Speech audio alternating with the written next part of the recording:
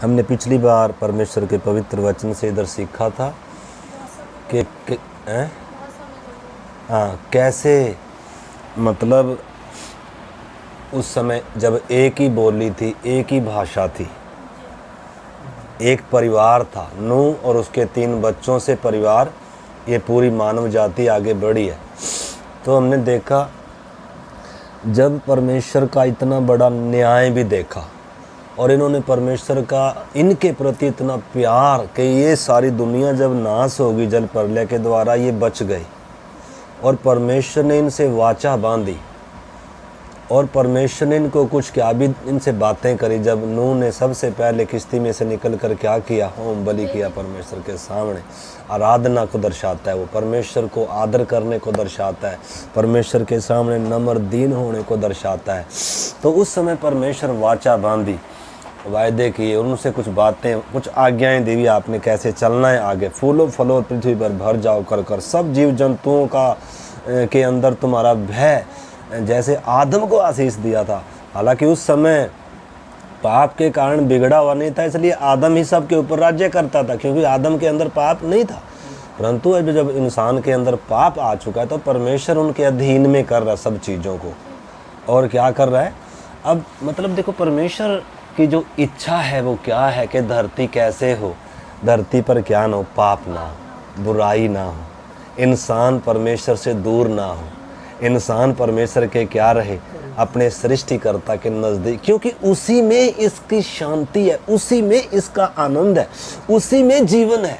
जैसे पत्ता अगर पेड़ से अलग हो जाए तो वो सूख जाएगा, उसमें जीवन नहीं है, वो जड़ा एक दिन जल जाएगा, उसका अंत जलाया जाना है। उसी प्रकार जब परमेश्वर ने मनुष्य की सृष्टि करी है तो परमेश्वर ने उसको इसलिए सिरजा ताकि वो इंसान परमेश्वर के साथ सदा तक रहे, उस आनंद में, उस जीवन में, उस अमरता में जैसा परमेश्वर है। परमेश्वर ने उसी उद्देश्य से मिट्टी को हाथ में लिया कि हम मनुष्य को अपने स्वरूप में, अपनी समानता में बढ़ाएं। ठीक है ना। तो हम आगे हम देखा कितनी घटनाएं हमने देखी हैं। देखो, अगर हमें क्रूस समझ में आना है, या नए नियम की पहली किताब मत्ती है, मत्ती का पहली आयत में क्या लिखा हुआ है, अगर वो चीज़ हमें समझ में आनी है तो हमें उत्पत्ति से समझना है क्या घटना घट रही है। क्योंकि जब तक इंसान को ये मालूम नहीं है कि मेरा बनाने वाला कौन है, इस संसार का सृष्टिकर्ता कौन है, इंसान को कैसे बनाया, इंसान गिर कैसे गया, इंसान आज पापी कैसे है, और इंसान के अपने सारे काम, जितने भी धर्म कर्म के काम हैं, प्रयास हैं मुक्ति पाने के, सब व्यर्थ हैं और बिना परमेश्वर के उद्धार असंभव है कर जब तक इन चीज़ों को हम नहीं पहचानेंगे तब तक हमें यीशु समझ में, क्रूस समझ में नहीं आएगा। आज बहुत सारे लोग यीशु मसीह के पास सिर्फ भौतिक चीज़ों के लिए, शरीर की बातों के लिए आते हैं, और कुछ चमत्कार दिख गया तो उसे प्रभु मान भी लेते हैं, उसको अपना उद्धारकर्ता भी समझ लेते हैं, बपतिस्मा लेकर और पीछे भी चलने लग जाते हैं। परंतु आपने समझना है बातों को, तथ्यों को आपने सही रीति से समझना है। अमरता कैसे आएगी, अनंत जीवन कैसे मिलेगा, परमेश्वर से मेल कैसे होगा, पाप से छुटकारा, शैतान से छुटकारा कैसे होगा कर कर। तो जैसे बच्चा है, देखो छोटा बच्चा है, अब एकदम इसको बीए के 10th के आएगा कुछ, इसको शुरू में आंगनबाड़ी में डालते हैं, उसको बैठना उठना थोड़ा सा सीखता है, फिर स्कूल में ABC से शुरू करता है।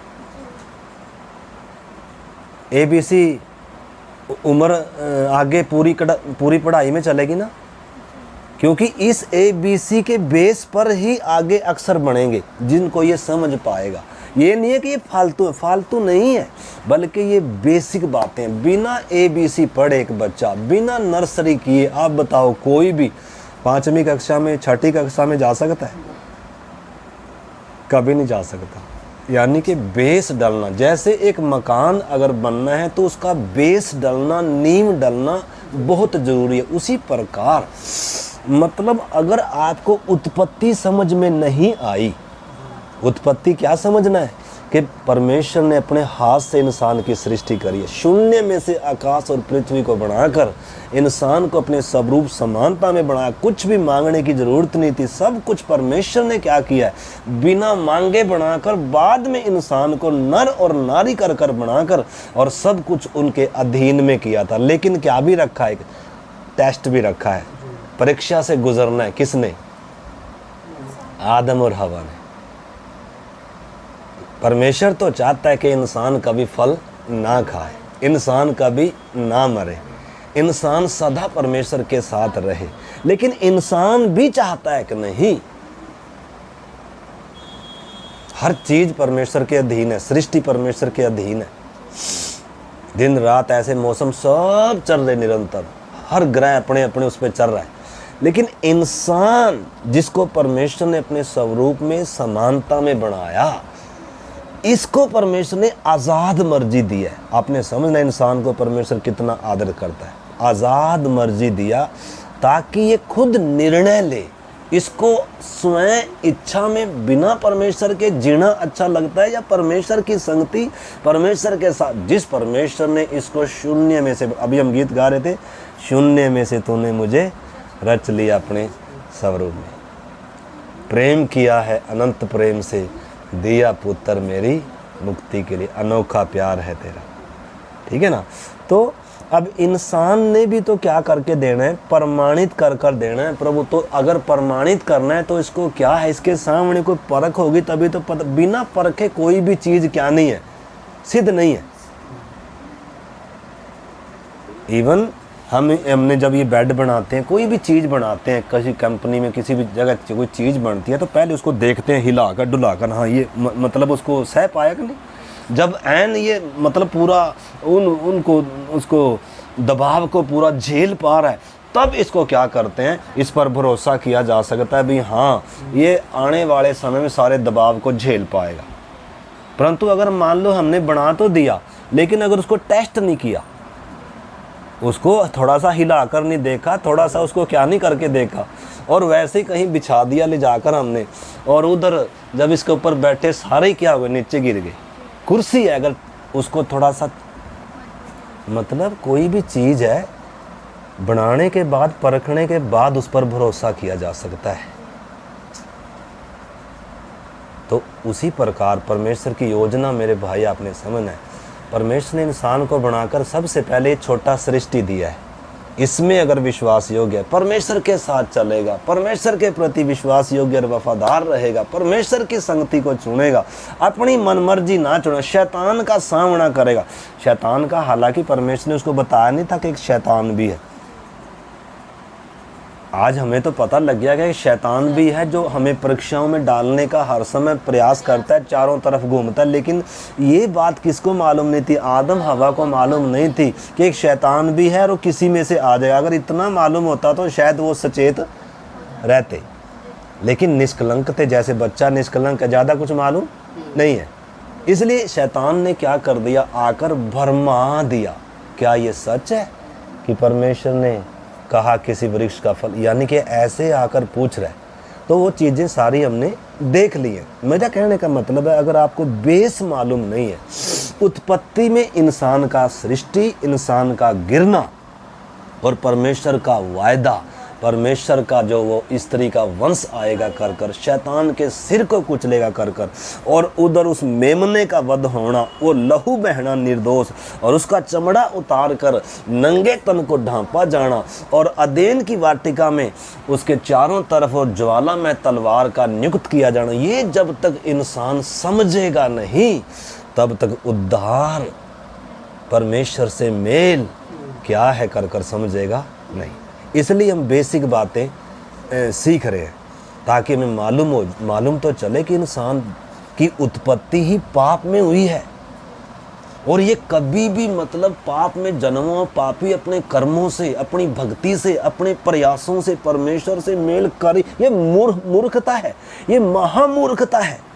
हालांकि अभी हम जो इधर हमने देखा है, उत्पत्ति 11 अध्याय में जब एक बोली है, एक भाषा है, परंतु उधर जब हमने देखा निम्रोद आ रहा है, किसके वंश में से? हाम के वंश में से आ रहा है। तो उधर से इंसान मतलब इंसान को क्या मानने लग गए? देवता मानने लग गए, गुरु मानने लगे। उधर से सच्चे परमेश्वर को छोड़कर अन्य अन्य शैतान अलग अलग धर्मों में अलग अलग तरीके से लोगों को क्या करना शुरू कर दिया? गुमराह करना शुरू कर दिया। इंसान को परमेश्वर मानना शुरू कर दिया, इंसान को उद्धारकर्ता मानना शुरू कर दिया और सृष्टि की वस्तुओं की उपासना शुरू हो गई। अलग अलग धर्मों की स्थापना होगी। तो उसकी जड़ किधर है? ये उत्पत्ति 10 और 11 अध्याय में उसकी जड़ है। आपने समझना है। परमेश्वर ने आदम और हवा को बनाया। तो मेरे हिसाब से आप लोगों को ये सब बातें क्या आ गई हैं? क्लियर हो गई है, ठीक है ना? इनमें कोई डाउट नहीं है। तो इस तरीके से जब आप सीखते हुए आएंगे तो तभी हमें पता चलेगा परमेश्वर का प्यार, परमेश्वर के उद्धार की योजना। और इंसान जब परमेश्वर से दूर हो गया ना तो ये कितना बिगड़ता जा रहा है। आपको मालूम है, नूह ने और उसके परिवार ने देख लिया इतना बड़ा न्याय गिरा है, पाप के ऊपर परमेश्वर का भयानक न्याय गिरा है, तो भी परमेश्वर ने हालांकि बचने का मौका दिया था सबको, लेकिन इंसान बच नहीं पाया क्योंकि पाप इतना खतरनाक है।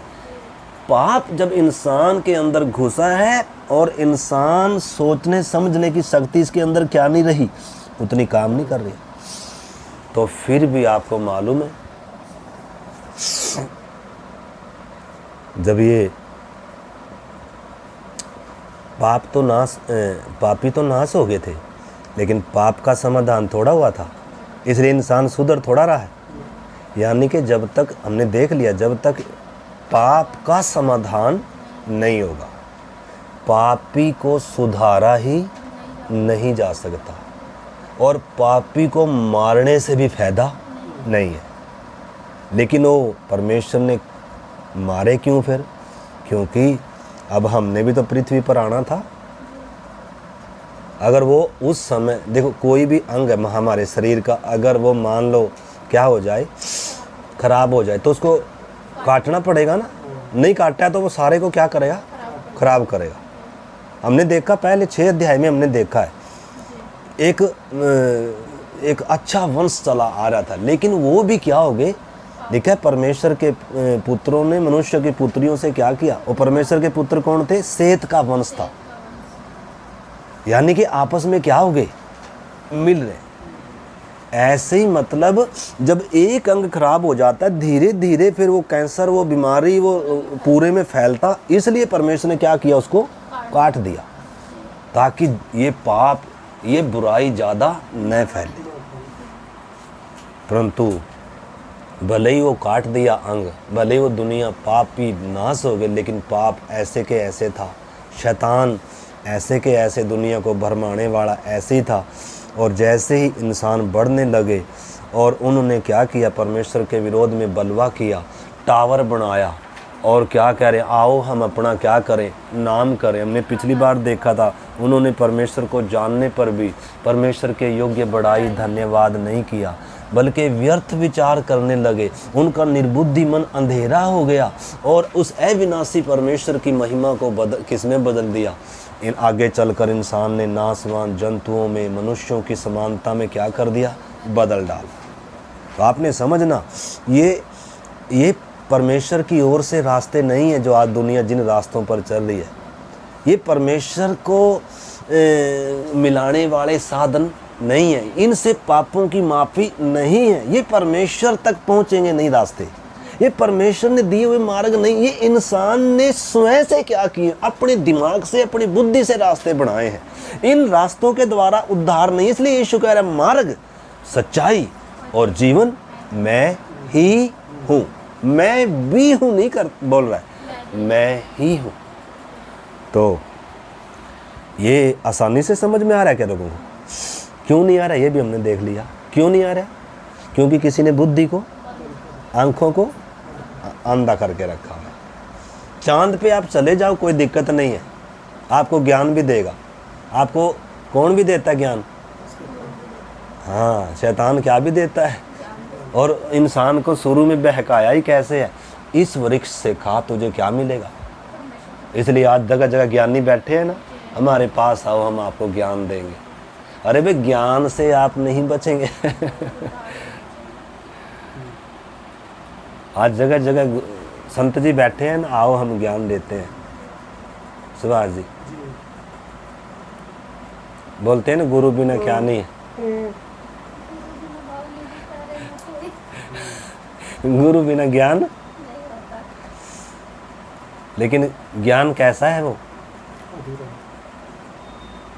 धोखा है बहुत बड़ा। उस रास्ते से मुक्ति है ही नहीं है। वो शैतान का बहुत बड़ा जाल है, धोखा है, अंधकार अच्छी बातें बोलकर आ रहा है। देखो शैतान बुरी बात बोलकर नहीं आ रहा। अगर बुरी बात बोलकर आएगा ना तो कौन उस पर विश्वास करेगा? अच्छी बातें बोलकर आ रहा है। हवा के पास ऐसे तो आया था अच्छी बातें बोलकर, अरे ये खा तो लो, तुम मरोगे नहीं गारंटी देता हूँ, तुम्हारी आंखें खुल जाएंगी, तुम्हें अमरता मिल जाएगी, तुम परमेश्वर के तुल्य हो जाओगे। और इंसान बेचारा इनोसेंट है, समझ नहीं है इसको। ये क्या हो गया? बह गया। इसलिए हमने प्रकाशित वाक्य में पढ़ा है, सारे संसार का भरमाने वाला है शैतान है। इसलिए पौलुस कहता है कुरिन्थियों की कलीसिया को 11 अध्याय में दूसरा कुरिन्थी 11 में कह रहा है, मैं डरता हूँ कि कहीं ऐसा ना हो कि जैसे सांप ने बड़ी चतुराई से शैतान ने हवा को बहका लिया, उसका मन क्या कर दिया? भ्रष्ट कर दिया, संबंध तोड़ दिया, उनको पापी हो गए वो, और वो मर गए और परमेश्वर के शत्रु बन गए, वो जीवन से कट गए। ऐसे ही कहीं शैतान तुम्हारे मनों को भी, उद्धार पाए हुओं को खतरा है ये नहीं है कि हमने उद्धार पा लिया तो हम पक्का क्या हो गए ना। शैतान आखिरी तक क्या करेगा? टेस्ट, परीक्षाएं लेकर आता है, हमें सच्चाई के मार्ग से हटाएं। परमेश्वर पर हमारा अविश्वास हो जाए, भरोसा ना हो, भरोसा हमें अपनी ताकत पर आ जाए, अपने कामों तो परमेश्वर का वचन कहता है, मेरा धर्मी जन कैसे जिएगा? विश्वास से जिए। आदम ने विश्वास खोया है अदेन की वाटिका में। क्या खोया है? विश्वास। शैतान क्या बोलकर आया? परमेश्वर को तेरी चिंता नहीं, उसने तुझसे कुछ छुपा कर रखा है, उसने तुझे इसको खाने से इसलिए मना किया है, ये तेरे लाभ के लिए, और परमेश्वर तेरा लाभ नहीं चाहता है, और मुझे तेरी बड़ी चिंता है, मैं तेरा लाभ चाहता हूँ, और इस करके मैं जो तुझे रास्ता बता रहा हूँ, इस रास्ते से आएगा तो तू परमेश्वर के तुल्य है। और आज शैतान पूरी दुनिया को अपने रास्ते से, अपने तरीके से लेकर आ रहा कि इस रास्ते से मुक्ति है, इस रास्ते से, ज्ञान के रास्ते से, भक्ति के रास्ते से, पूजा पाठ के रास्ते से, जप तप के रास्ते से, इन रास्तों के द्वारा, यानी कि हर जाति को, जो मतलब अलग अलग जातियाँ बन गई ना, तो अलग अलग जातियों में अलग अलग नाम से ये क्या करने लग गया? लोगों को भरमाने लग गया। इसलिए तो इसका नाम, एक नाम क्या भी है? चोर भी है, फाड़ने वाला सिंह भी है, हत्यारा भी है, और क्या भी है? सारे संसार का भरमाने वाला भी, और क्या भी है? इस संसार का सरदार भी है, इस संसार का झूठा ईश्वर भी है। ईश्वर बनकर बैठा है कि मैं तुम्हें चमत्कार दिखाऊंगा, मैं तुम्हें ये करूंगा, मेरा कहना मानोगे तो तुम कभी मरोगे नहीं, ये मेरे बताए रास्ते से ही मुक्ति उद्धार है, मैं तुम्हें ज्ञान की बातें बताऊंगा। तो ये सब किसकी ओर से हैं भाई जी? मैं समझता हूँ आपको कुछ कन्फर्म होगी बातें, ठीक है ना? डाउट में आप नहीं हैं, अंधेरे में आप नहीं हैं। तो हम आगे बढ़ते हैं। अभी जब हमने देख लिया उत्पत्ति 11 अध्याय में कि कैसे गड़बड़ी आई, अब की बार जो परमेश्वर का न्याय आया, कैसे आया? भाषा में गड़बड़ी डाल दी। क्यों डाल दी गड़बड़ी? उसके पीछे भी हमने देखा था, ताकि ये परमेश्वर को क्या करे? ढूंढे, हमने प्रेरितों के काम 17 अध्याय में देखा था कि परमेश्वर ने एक ही मूल से समस्त मनुष्य जाति को बनाया और उनको सीमाओं में बांध दिया, उनको अलग अलग उसमें भाषाओं में क्या कर दिया, सीमाओं में अलग अलग बांट दिया और पूरी पृथ्वी पर क्या कर दिया, फैला दिया। उसका रीज़न ये भी था कि पूरे क्या हो, इंसान मानव जाति विकसित हो, हर जगह क्या हो, हर जगह, क्योंकि किसी कोने में तेल है, किसी कोने में क्या है, गैस है, किसी कोने में क्या सोना है, किसी कोने में चांदी है, किसी कोने में वो फ्रूट है, किसी कोने में दूसरा फ्रूट है। ठीक है ना, एक जगह सारी चीज़ नहीं है। ये किधर थे? परमेश्वर ने बोला था नूह को फूलो और पूरी पृथ्वी पे फलो फूलो और फैल जाओ, लेकिन ये एक ही जगह, आओ हम अपना नाम करें, बड़ा गुम्मट बनाए। तो ये सारे जो गुम्मट आज बन रहे हैं, बड़े बड़े जो बन रहे हैं, ये किसको दर्शाते हैं? परमेश्वर के विरोध में बलवे को दर्शाते हैं, घमंड को दर्शाते हैं। अपना नाम कर रहे हैं, अपनी जाति का नाम, अपने धर्म का नाम, अपना नाम इंसान कर रहा है। परमेश्वर के योग्य बड़ाई नहीं, परमेश्वर का भय नहीं है, परमेश्वर का डर नहीं है। वो जो आकाश और पृथ्वी का स्वामी है, जिसके हाथों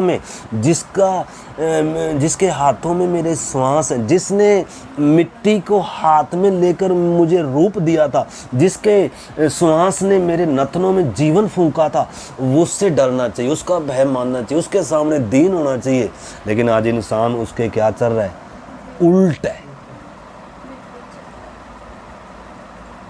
इसलिए हमने देखा था परमेश्वर ने, जब इंसान ने लिखा है रोमियो में देखा था, इसलिए परमेश्वर का क्रोध तो उन मनुष्यों की सब अभक्ति और अधर्म पर स्वर्ग से प्रकट होता है जो सत्य को अधर्म से दबाए रखते हैं।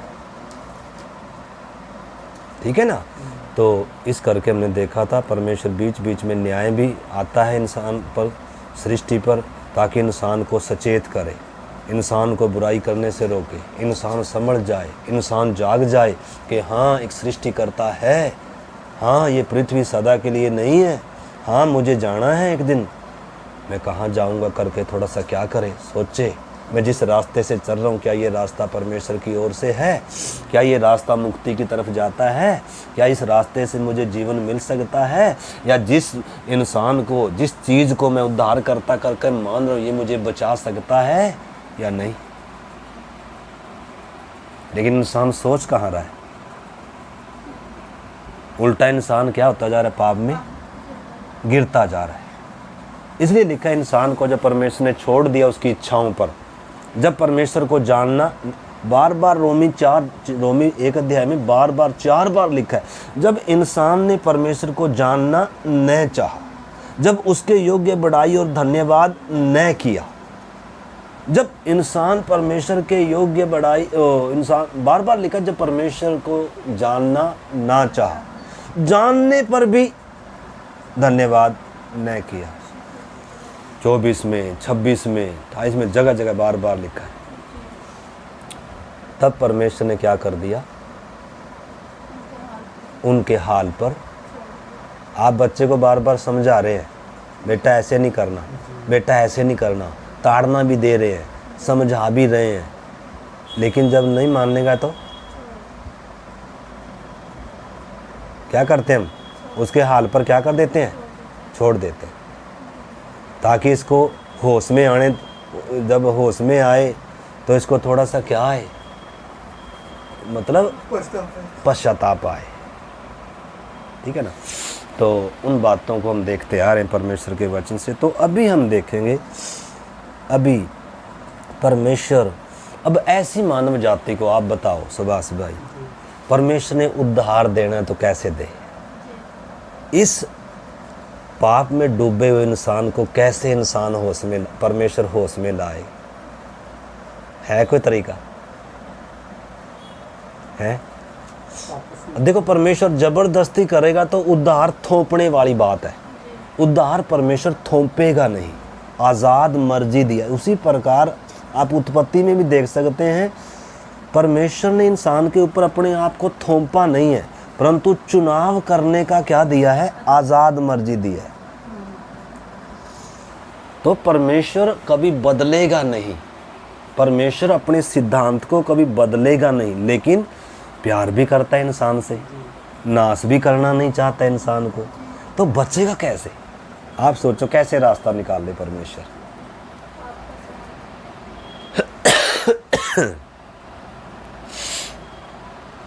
अब इधर से आज मेरा थोड़ा गला खराब है, इस करके बोलने में थोड़ा सा दिक्कत है, माफ़ करना। तो अब आप पढ़िए, देखो उत्पत्ति 11 अध्याय और उसका 10 से पढ़ते हैं। लिखा, सेम की वंशावली यह है। जल प्रलय के 2 वर्ष बाद जब सेम 100 वर्ष का हुआ, तब उससे अर्पक्षद का जन्म हुआ, और अर्पक्षद के जन्म के पश्चात सेम 500 वर्ष जीवित रहा, और उसके और भी बेटे बेटियां उत्पन्न हुई। यानी कि जो और बेटे उत्पन्न हो रहे हैं उनका नाम नहीं आ रहा है, किसी का नाम लिया जा रहा है जिसकी आगे वंशावली चलनी है। तो इसमें आगे जब आप इसका सेम की वंशावली बताइए, इसका जब लास्ट में पढ़ते हो आप 24 से मैं पढ़ता हूँ। लिखा है, जब नाहोर 29 वर्ष का हुआ तब उसके द्वारा 13 का जन्म हुआ, और 13 के जन्म के पश्चात नाहोर 129 वर्ष जीवित रहा, और उसके और भी बेटे बेटियां उत्पन्न हुई। जब तक 13 70 वर्ष का हुआ, तब तक उसके द्वारा अब्राहम और नाहोर और हारान उत्पन्न हुए। अब इधर आकर ये बात रुक गई। अब इधर सेम की वंशावली यहाँ तक बताई जा रही है। आगे किसकी वंशावली बताई जा रही है? 13 की। यानी कि अब 13 आ गया पर्दे पर। 13 मुख्य व्यक्ति है। 13 क्यों मुख्य है? क्योंकि 13 से किसका जन्म हो रहा है? अब्राहम का जन्म हो रहा है।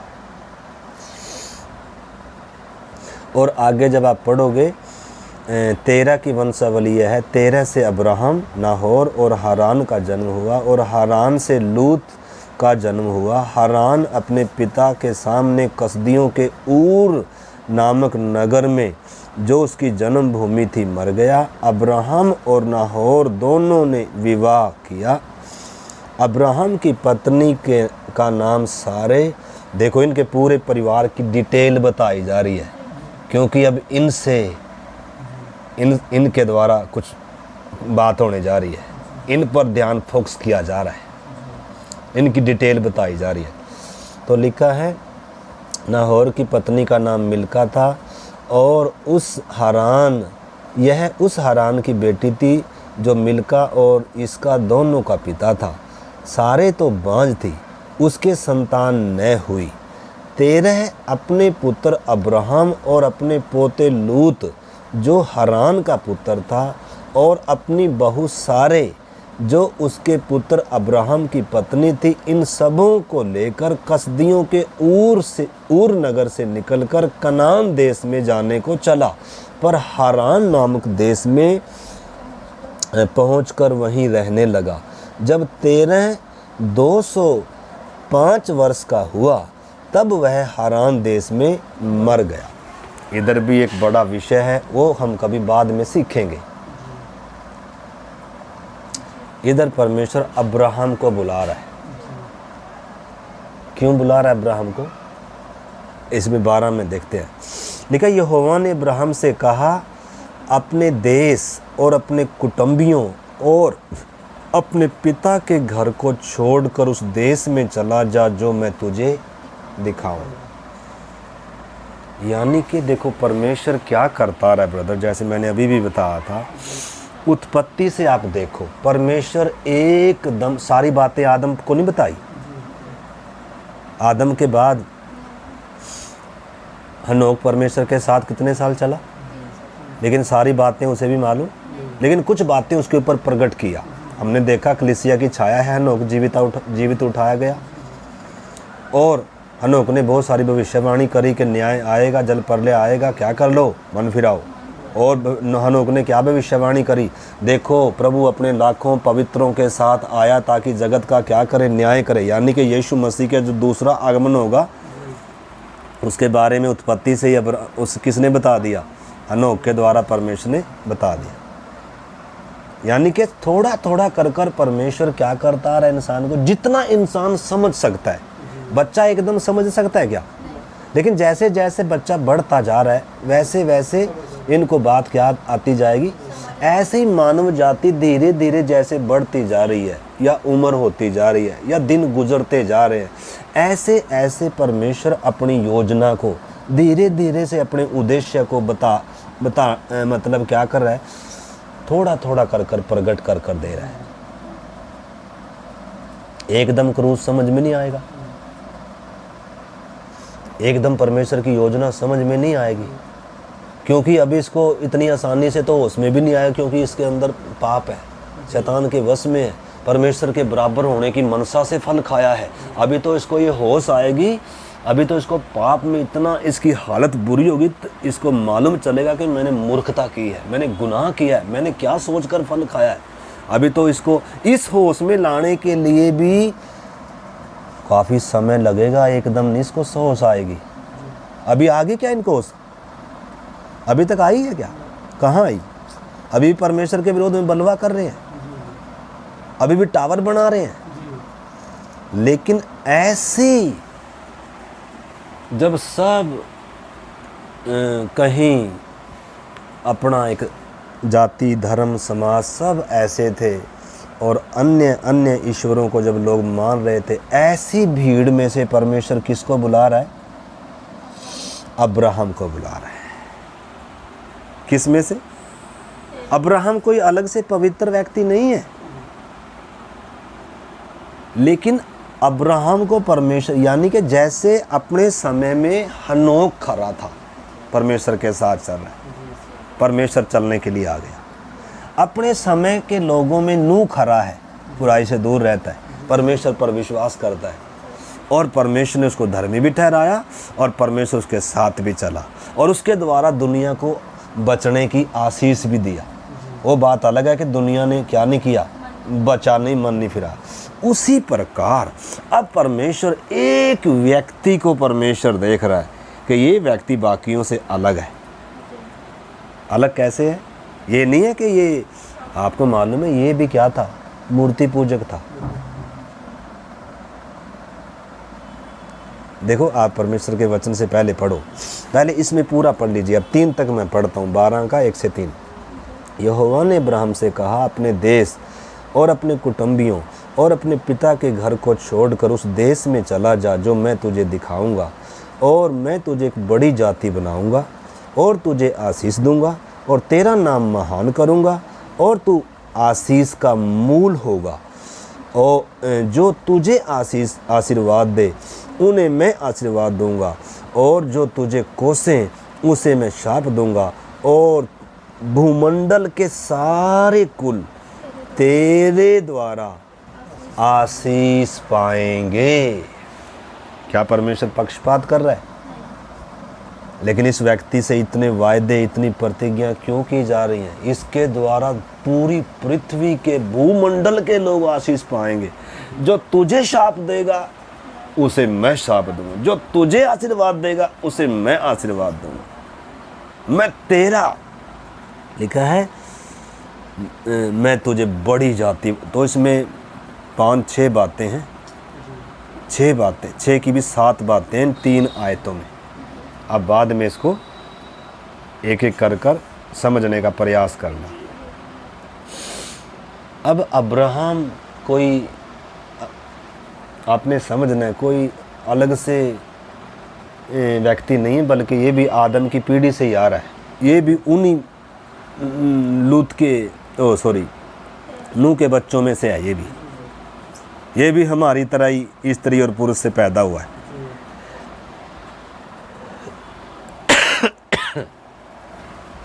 सॉरी। लेकिन जैसे हनोक में खूबी थी, हाबिल में खूबी थी, सेत में खूबी थी, नूह में खूबी थी, बुराई से दूर है। हालांकि इसको सच्चाई मालूम पूरी नहीं है। देखो एक वचन आप पढ़िए मेरे साथ, परमेश्वर के वचन से पहले तो इब्रानियों की पत्री 1 अध्याय का 1 वचन पढ़े। इब्रानी 1 का 1। पूर्व युग में परमेश्वर ने, सुन लीजिए भाई जी, पूर्व युग में परमेश्वर ने हमारे बाप दादों से थोड़ा थोड़ा कर कर भांति भांति से भविष्यद्वक्ताओं के द्वारा भी क्या करी, परंतु इन अंतिम दिनों में हमसे अपने पुत्र के द्वारा बातें करी। यानी कि अपने आप को पूरा खोल कर दे रहा है, यीशु के द्वारा बात कर रहा है। उससे पहले यीशु नहीं था, उससे पहले थोड़ा थोड़ा बातें करता आया, थोड़ा थोड़ा, जितना इंसान समझ सकता है, बच्चा जैसे जितना समझ सकता है स्कूल में छोटी क्लास में, ऐसे ही परमेश्वर मनुष्य इतिहास में काम करता आ रहा है, थोड़ा थोड़ा कर कर। तो वो चीज़ जैसे हमने देख ली, तो सारी बात आदम को नहीं बताई, हाबिल को ऊपर प्रकट नहीं करी, हनोक को नहीं बताई, नूह को भी नहीं बताई, आगे नूह के पुत्रों को नहीं बताई। अब परमेश्वर क्या कर रहा है, एक व्यक्ति को बुला रहा है और उसको क्या कर रहा है, भी तेरे द्वारा दुनिया के सारी जातियां, भूमंडल के सारे कुल क्या पाएंगे, आशीष पाएंगे। ये है मतलब एक बड़ा विषय। परमेश्वर एक व्यक्ति को चुन रहा है और इस व्यक्ति की ओर से दुनिया आशीष पाएगी। वो कैसे पाएगी, तो सबसे पहले अब्राहम के विषय में हम देखें, ये कोई अलग से विशेष व्यक्ति नहीं था, बल्कि ये भी कैसा ही था, इसको ऊर देश से बुलाया। ऊर अन्य जातियों का एक देश है, मूर्ति पूजकों का एक क्या था, गांव या शहर या देश था। तो आप मेरे साथ निकालिए, सबसे पहली बात तो आप यहोशू 24 अध्याय निकालें, यहोशू की पत्री, उसमें बताया गया है, जब इजरायली को यहोशू बता रहा है अब्राहम के बारे में, तो 24 अध्याय यहोशू आप नोट कर लीजिए। सुभाष भाई आप बाद में फिर आप पढ़ लीजिए, आप उसमें नोट कर लीजिए, 2-3 मैं पढ़ता हूँ।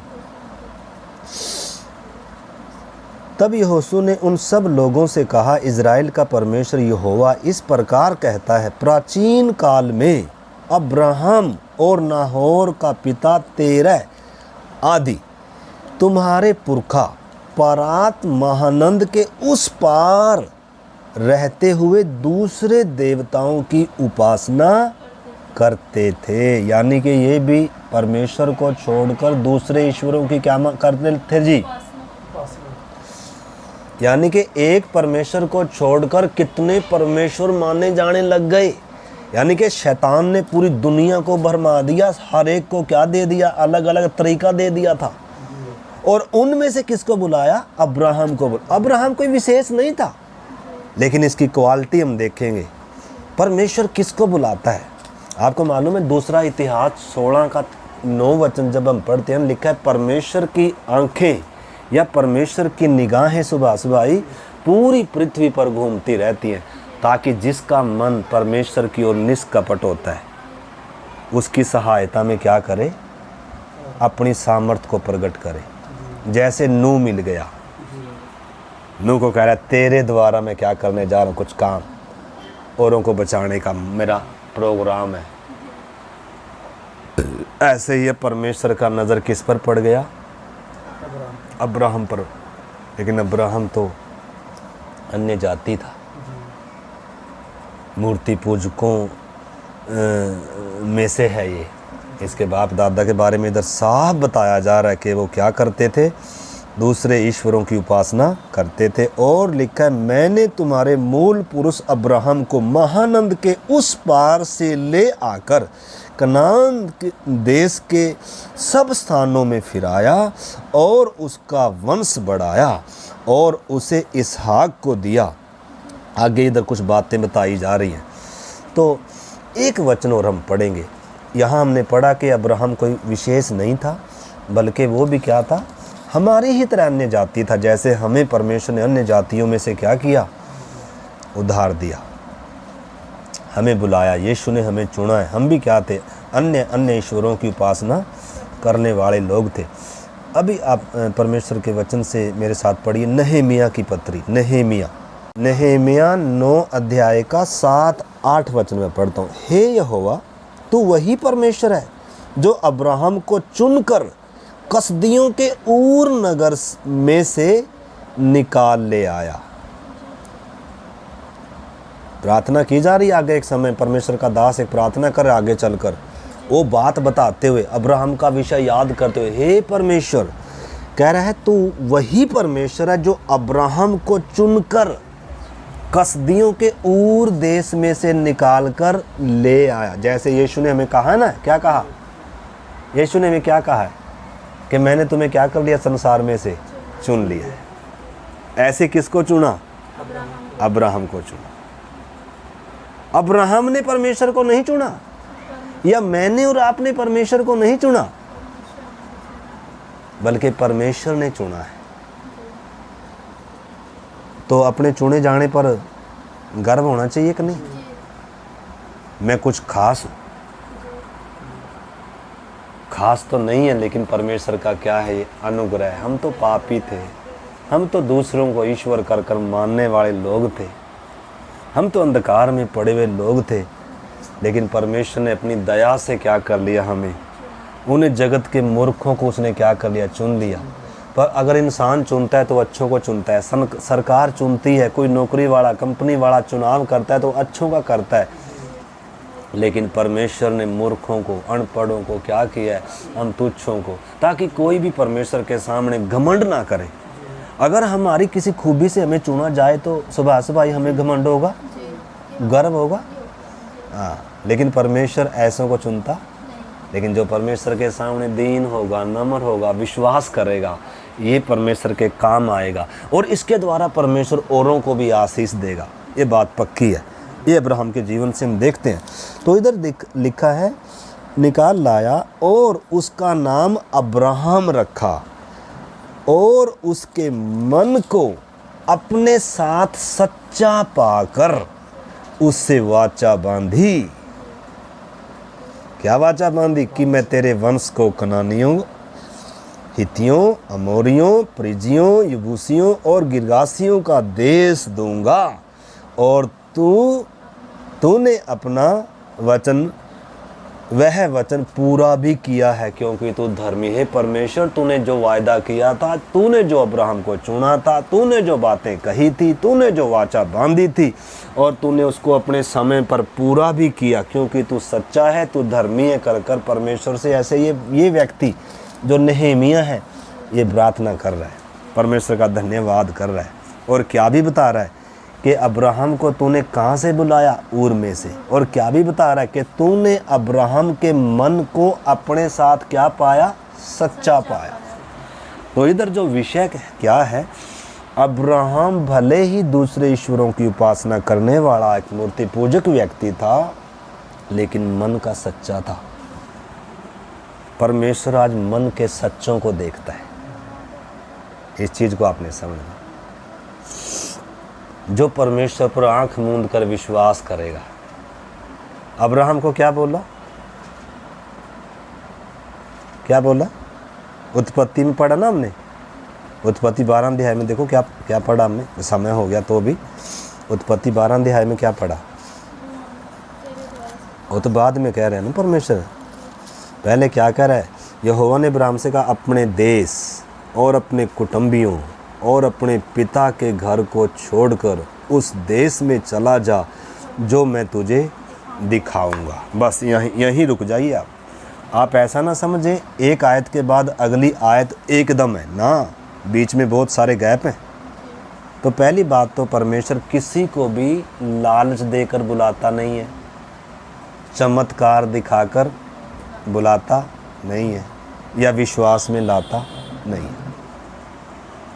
आज इंसान मतलब कब विश्वास में आना आसान हो जाएगा इंसान के लिए? जब कोई बड़ा सा चमत्कार परमेश्वर दिखा दे, जब कोई परमेश्वर बोले आजा मैं तुझे इतना दे दूंगा, तो कौन विश्वास नहीं करेगा? कौन विश्वास नहीं करेगा? आप बताओ। लेकिन परमेश्वर कैसा विश्वास चाहता है? अब्राहम जैसा विश्वास, नूह जैसा विश्वास, हनोक जैसा विश्वास, हाबिल जैसा विश्वास। इसलिए जब आप इब्रानियों की पत्री पढ़ते हैं, देखो इब्रानियों की पत्री पढ़ेंगे, इब्रानियों की पत्री 11 अध्याय में विश्वास की जो बात आ रही है, उसका 1 से है, वैसे तो इब्रानी 11 का 1 से जब आप पढ़ोगे पूरा विश्वास के बारे में है। लिखा है अब विश्वास आशा की हुई वस्तुओं का तो निश्चय है। विश्वास के बारे में बताया जा रहा है। विश्वास क्या है?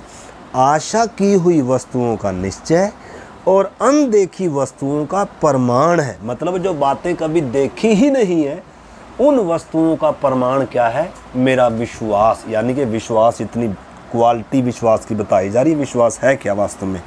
विश्वास बोलते किसको है? विश्वास ये नहीं है कि कोई मैंने चीज़ देख ली तब विश्वास कर रहा हूँ ना, वो विश्वास नहीं है। देखी हुई चीज़ पर विश्वास करना विश्वास नहीं है। चमत्कार दिखाकर कुछ बात बताई तब विश्वास आया, वो विश्वास नहीं है। नहीं, बल्कि विश्वास की क्वालिटी बताई जा रही। लिखा है क्योंकि इसी के विषय में प्राचीनों की अच्छी गवाही दी गई। यानी कि इसी विश्वास के बारे में किन की गवाही दी जा रही है? आगे देखो, इसमें आएगा। लिखा है सबसे पहली बात तो कि विश्वास ही से हम जान जाते हैं कि सारी सृष्टि की रचना परमेश्वर के वचन के द्वारा हुई है। कैसे जानते हैं हम? विश्वास ही है ना। क्या कोई सबूत है? ये जो वचन लिखा है इस वचन पर हम क्या कर रहे हैं कि परमेश्वर ने, अभी गीत भी गाया ना हमने, शून्य में से तूने क्या किया है, आकाश और पृथ्वी की सृष्टि करी। तो विश्वास है हमारा। और ये विश्वास झूठा है? पक्का है कि नहीं?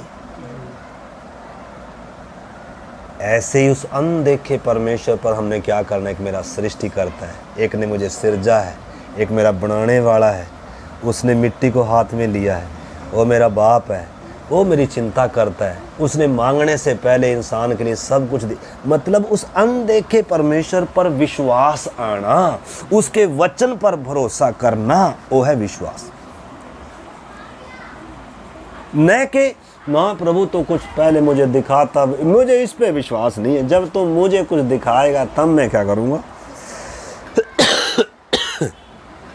तो वो विश्वास कहा नहीं जाएगा। आगे लिखा है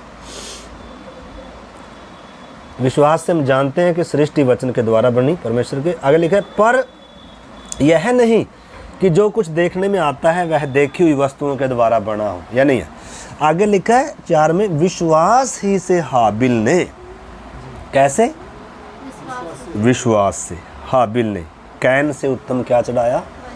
बलिदान चढ़ाया। और लिखा है परमेश्वर के लिए चढ़ाया, बलिदान परमेश्वर के लिए चढ़ाया और उसी के द्वारा उसके धर्मी होने की क्या दी गई? यानी कि विश्वास करने वालों को परमेश्वर क्या ठहराता है? धर्मी ठहराता है। कर्म करने वालों को नहीं, भक्ति करने वालों को नहीं। पर हाँ, विश्वास किस में भी दिखता है? कामों में दिखेगा। भारी तो नहीं हो रहा? मेरी बात पकड़ रहे हैं आप?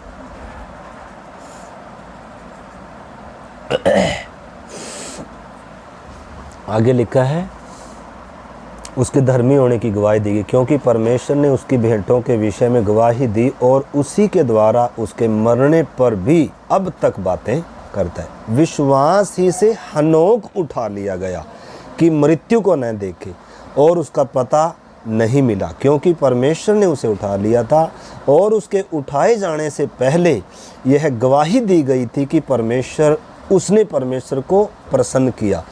और फिर आगे लिखा है विश्वास के बिना, सुभाष भाई, बिना विश्वास के आप धर्मी नहीं ठहर सकते, आप परमेश्वर को प्रसन्न नहीं कर सकते, आप उद्धार नहीं पा सकते। कर्म से नहीं, कांड से नहीं, उस सृजनहार पर विश्वास, उस अनदेखे परमेश्वर पर विश्वास। वो परमेश्वर जो मुझ पापी के लिए क्रूस पर आकर बलिदान हुआ, उसके कोड़े खाने से मुझे शिफा मिली, उसके मारे जाने से मुझे ये विश्वास, उस अनदेखे परमेश्वर पर विश्वास।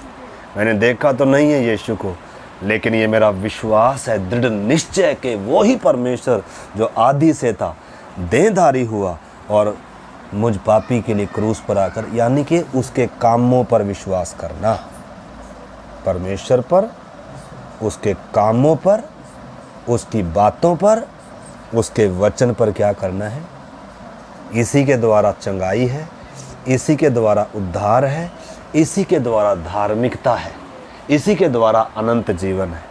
अगर इससे अलग होकर चमत्कार देखकर, कर्मकांड कर कर, अपनी भक्ति, अपने प्रयासों का सहारा लेकर कुछ करना चाहेंगे, यानी कि मसीह से अलग होकर, परमेश्वर के वचन पर विश्वास ना कर कर, परमेश्वर के दिए रास्ते पर विश्वास ना कर कर, विश्वास योग्य और सच्चे परमेश्वर का आसरा या उस पर विश्वास ना कर कर, अपना कोई नया तरीका अपना कर, उस रास्ते के द्वारा जीवन, उद्धार, माफ़ी नहीं है।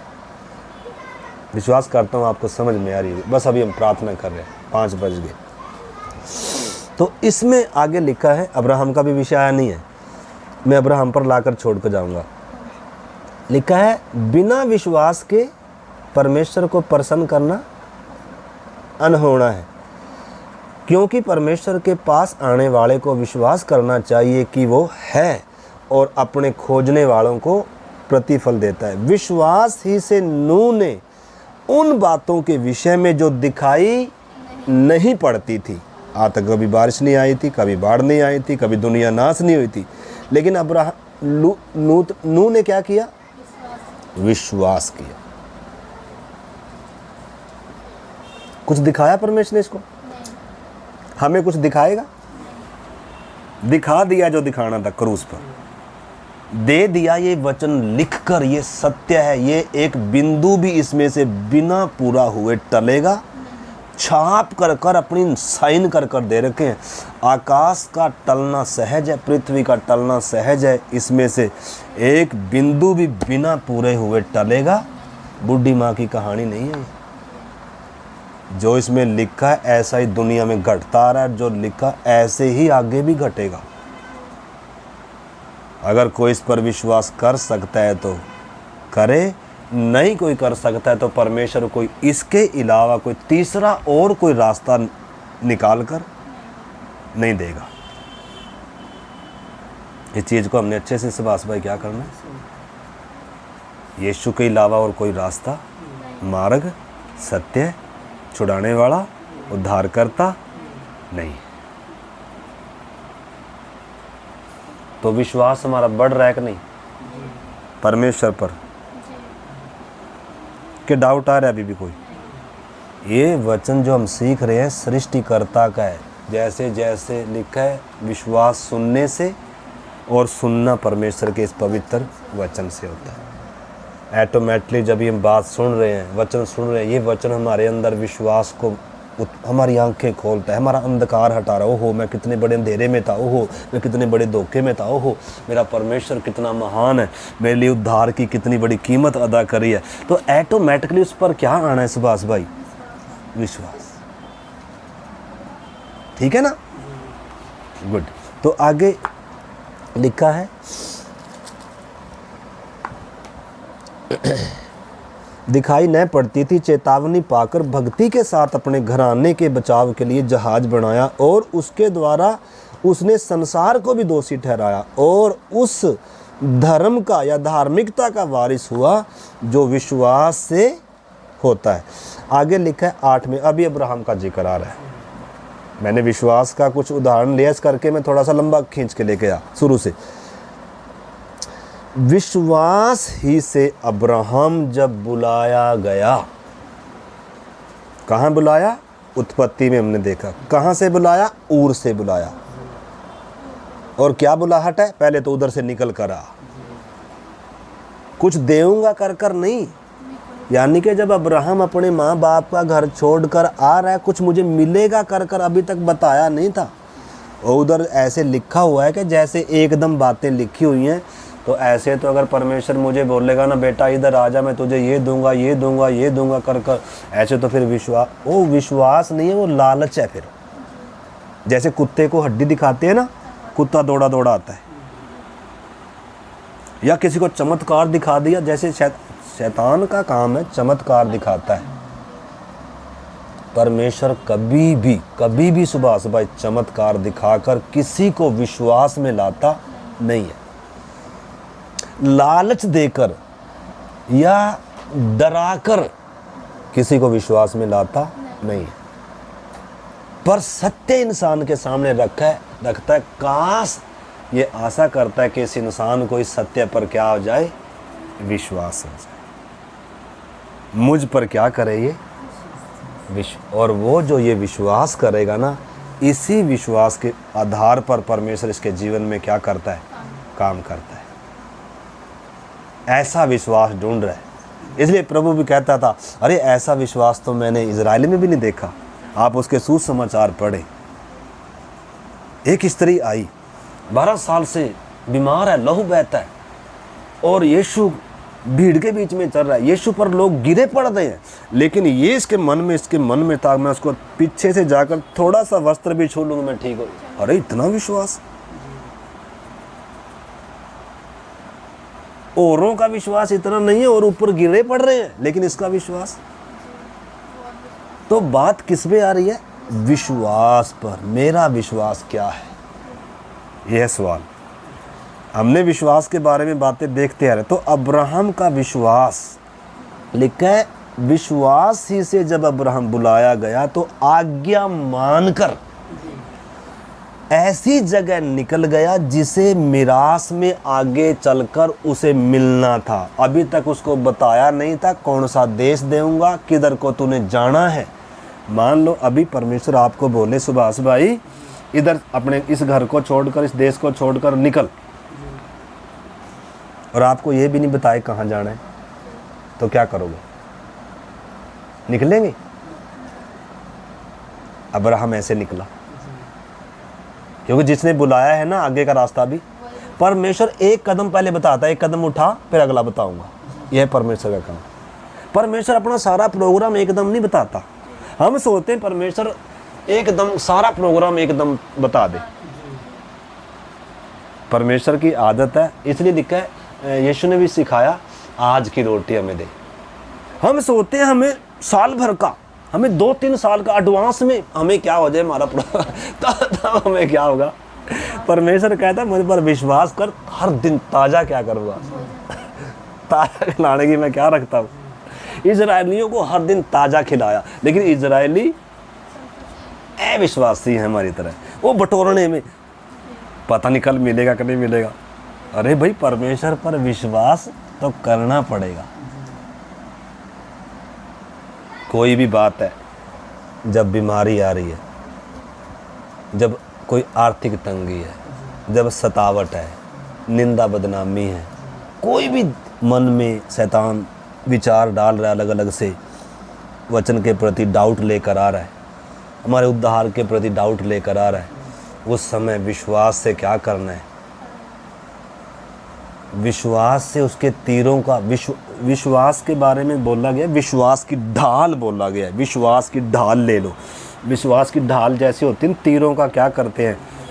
सामने हाथ में आत्मा की तलवार परमेश्वर का वचन है, तलवार वचन है, सामना कर उसको, उस पर हावी होने के लिए। लेकिन अपने बचाव के लिए अगर आपके पास ढाल नहीं है, ढाल का मतलब आपके पास अगर विश्वास नहीं है, तो शैतान के तीर, शैतान के विचार, शैतान के हमले, और शैतान के हमले हैं तो वो क्या अंदर शांति लाएंगे? निराशा, चिंता, अविश्वास, दुख, ये है शैतान के हमले। तो कैसा विश्वास करना है?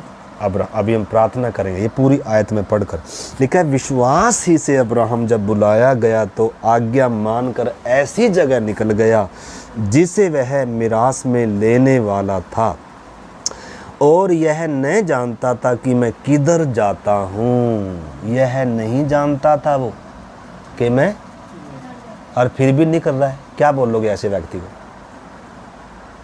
क्या बोलोगे बहन जी ऐसे व्यक्ति को? हाँ, जो परमेश्वर पर विश्वास करता है ना, दुनिया पागल ही बोलेगी भाई। और हम पागल बनने के लिए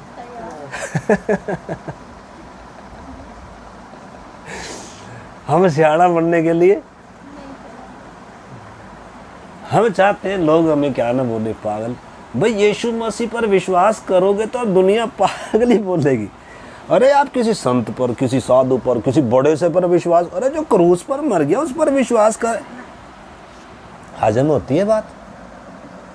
हाँ, तो ज़्यादातर दुनिया इसलिए यीशु पर विश्वास करी, चंगाई मिलेगी, आशीष मिलेगी, बरकत मिलेगी। वास्तव में यीशु जो क्रूस पर चढ़ाया गया उस पर विश्वास कौन करेगा? उसको अपना प्रभु कर कर, अपना परमेश्वर कर कर, अपना उद्धार करता कर कर, अपना छुड़ाने वाला कर कर कौन मानेगा?